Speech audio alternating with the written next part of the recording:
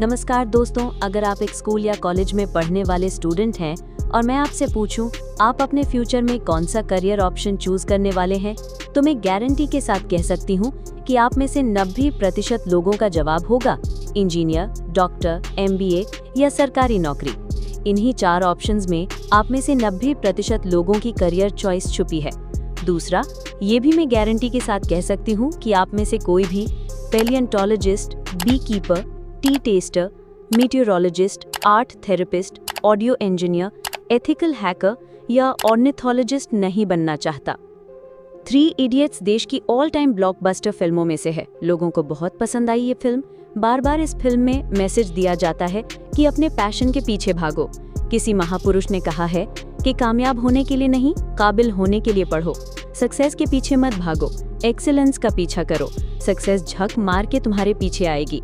किसी महापुरुष ने कहा है कि कामयाब होने के लिए नहीं, काबिल होने के लिए पढ़ो। सक्सेस के पीछे मत भागो, एक्सीलेंस का पीछा करो। सक्सेस झक मार के तुम्हारे पीछे आएगी। लेकिन इस फिल्म के रिलीज होने के 12 साल बाद भी अगर हम ग्राउंड रियलिटी देखें तो यही है कि लोग वही गिने चुने 4-5 करियर ऑप्शंस के पीछे भाग रहे हैं।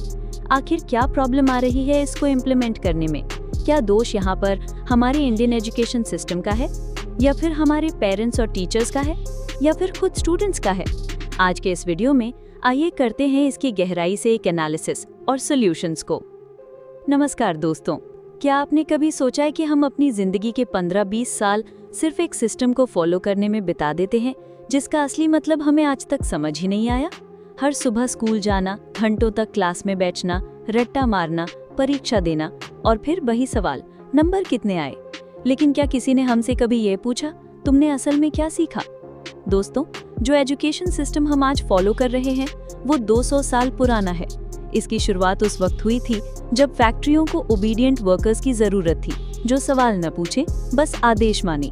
यही कारण है कि स्कूल की घंटी फैक्ट्री के सायरन जैसी होती है, क्लासरूम वर्क स्टेशन की तरह और टीचर एक सुपरवाइजर की तरह। हमने कभी इस सिस्टम को अपडेट ही नहीं किया।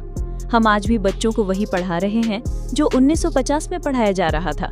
लेकिन दुनिया आगे निकल चुकी है, AI, फ्रीलांसिंग, स्टार्टअप्स, लेकिन स्कूल वहीं खड़ा है।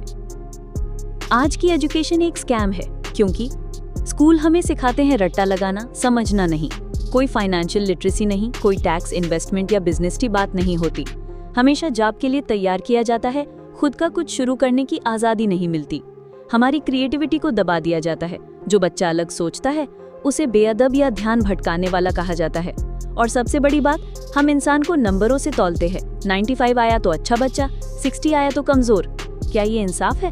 मुझे एक लड़का याद है, 10th 12th कॉलेज, हर जगह टॉपर, डिग्रियों से भरा अलमारी, लेकिन जब जॉब नहीं मिली तो डिप्रेशन में चला गया, क्योंकि उसे सिर्फ यही सिखाया गया था, पढ़ोगे लिखोगे तो बनोगे नवाब, खेलोगे कूदोगे तो होगे खराब।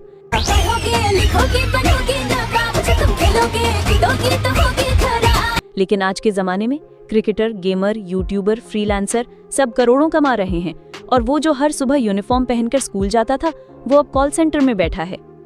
स्कूल हमें ये नहीं सिखाता कैसे पैसे संभालें, कैसे किसी से बात करें, कैसे अपने अंदर की उलझनों को समझें, कैसे अपने सपनों के पीछे भागें, कैसे असफल होने से डरे नहीं।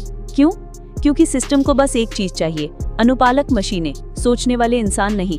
मैं ये नहीं कह रहा कि हर टीचर गलत है या हर स्कूल बेकार है।